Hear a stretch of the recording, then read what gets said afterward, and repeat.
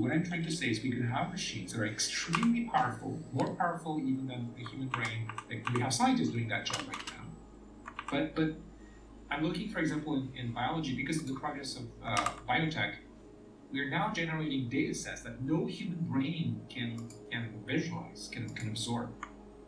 We have robots that do experiments, again, in biotechnology, where the number of experiments is in the millions.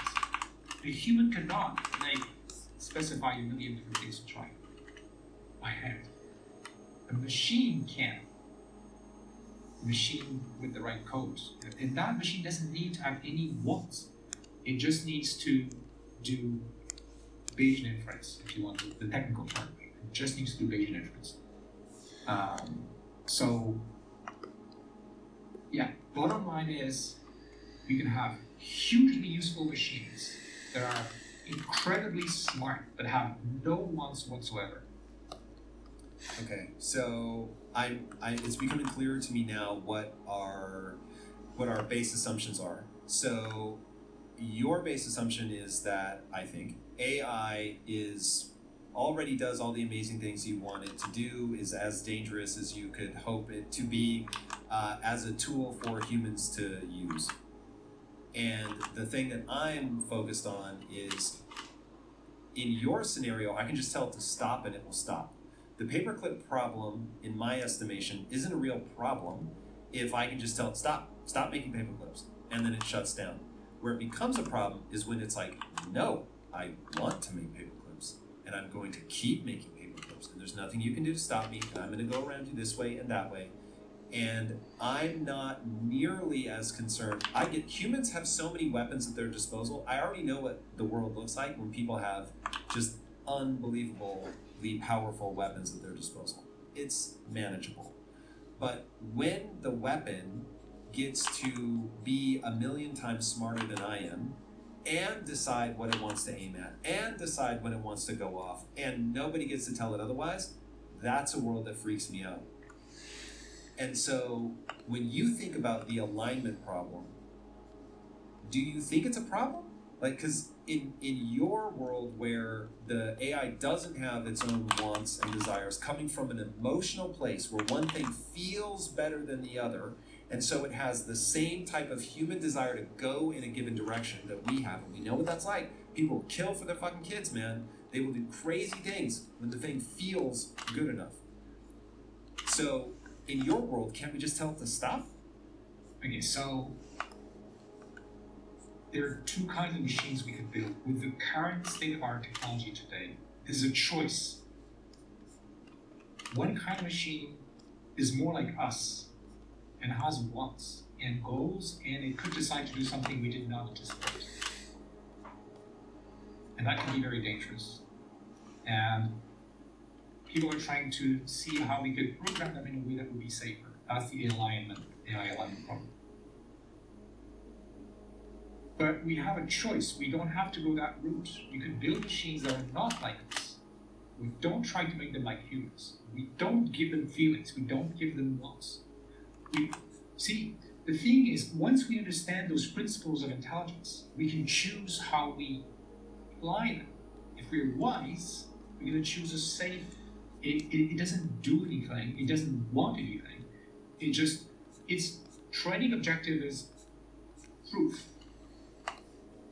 Okay, so might I suggest, when we've gathered all the nations together, you're about to go on stage. What I'm gonna try to then get you to convince people is that becomes the most important thing. Do not give AI desire. Period. Inference only, truth only. That's it. That's it. And actually, I think that's the safest route. The problem is we need to have all these people around the table and to agree. And honestly, I'm not sure it's going to work. There might be some crazy guy somewhere who says yes, but then goes a different route because he wants to have fun with those machines that look like humans. And he's a moron and doesn't realize how dangerous it is? People are crazy. People have emotions. People are unconscious of the consequences. They think, oh, it's going to be fine. But I'm going to make a lot more money than the other guy because I'm going to use this thing that is more like humans. There's going to be a temptation to build systems that are like us. Would it be more powerful if it was more like us? I don't know if they would be, well, they would be more powerful in the sense of being able to act in the world, but that's also more dangerous. Act in the world based on their goals, right? And that's the place which is a slippery slope. And or maybe we can make progress, but even if we make progress with the AI alignment techniques, are trying to design, if you want, rules and algorithms such that even if they have goals, it's going to be safe. But even that is not a sufficient protection because somebody could just decide to not use those guidelines. So having algorithms that make AI alignment work is not enough. We have a social problem. We have a problem of collective wisdom. How do we change our society so that we avoid somebody doing a catastrophic thing with a very powerful tool that can potentially destroy us all? It's not something for tomorrow. It's not going to happen tomorrow. It's not going to happen next year. It's not going to happen in 5 years. But we are on that path, and it's going to take a lot of time for society to adapt and probably reinvent itself deeply for us to find a way to be happy and safe. When was the last time we had to reinvent ourselves like that?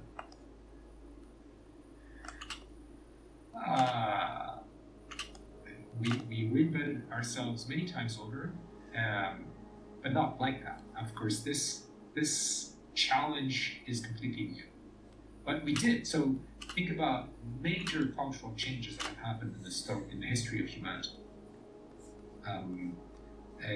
Think about like religions, the invention of nation states, invention of central banks and money. And I'm almost quoting Harari here. So we've created all kinds of fictions, as he calls them, that drive our society and people in ways that kind of work, but are not adequate for the next challenge. By the way, dealing with this challenge also helps us deal with things like climate change and nuclear dangers and so on, because it's all about how do we coordinate the billions of people on Earth so that we all behave in a way that's not dangerous to the rest. I don't know how to do that, but we need our best minds to start thinking about it. You're really starting to pull together some very interesting threads here. So you all know Harari's idea of a collective fiction,